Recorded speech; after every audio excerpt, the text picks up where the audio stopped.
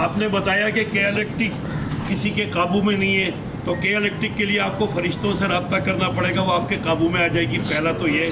दूसरा ये है कि दूसरा ये है कि सिंध के शहरी पहले सरकारी नौकरियों से फारिग हुए थे, अब बिल्कुल तालीम से भी फारिग हो रहे हैं, तो नताइज क्या निकलेंगे?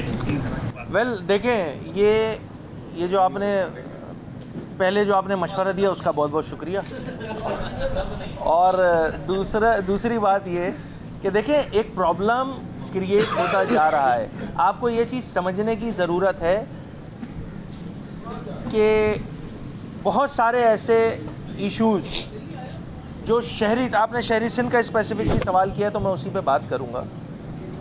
12 सालों से लोगों को 12-13 साल हो गए, लोगों को रोज़गार नहीं मिल सका इस शहर में। ये एक अलमिया है। इसके इफ़ेक्ट्स ये आते हैं कि यहाँ पे फिर चूँकि मुआशी वैसी परेशानियाँ मौजूद हैं, लोग जो है वो लोगों को खाने कमाने को नहीं है, तो फिर वो हरकतें शुरू हो जाती हैं कि स्ट्रीट क्राइम की वारदातें शुरू होती हैं। ये सब आपके सामने, ये उसके नतीजे हैं। अगर यहाँ पे बैलेंस रख के जो कि मौजूद है, इस सूबे में मौजूद है, उस पर अगर नेक नियति के साथ काम कर लिया जाएगा तो यकीन जाने इन द लॉन्गर रन हम इस पर काम कर सकते हैं। इस शहरी मैं चले कराची स्पेसिफिक बात कर लेता हूँ, मेरी चूँकि कॉन्स्टिट्यूंसी भी है। भाई कराची वालों को सिंध सरकार नौकरी नहीं देती, माजरत के साथ।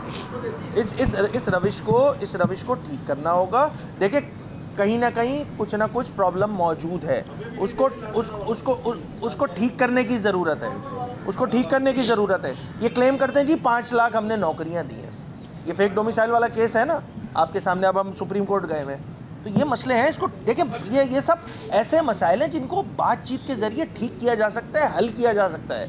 हम तो प्रोग्रेस करने की बात कर रहे हैं। मैं तो शुरू प्रेस कॉन्फ्रेंस से ये बात कह रहा हूँ कि मैं आपकी एडमिनिस्ट्रेशन को टारगेट करूँगा, आपकी बैड गवर्नेंस को टारगेट करूँगा। मैं तो बोल रहा हूँ भाई, जो चीज़ें ठीक हो सकती हैं वो तो कीजिए जनाब।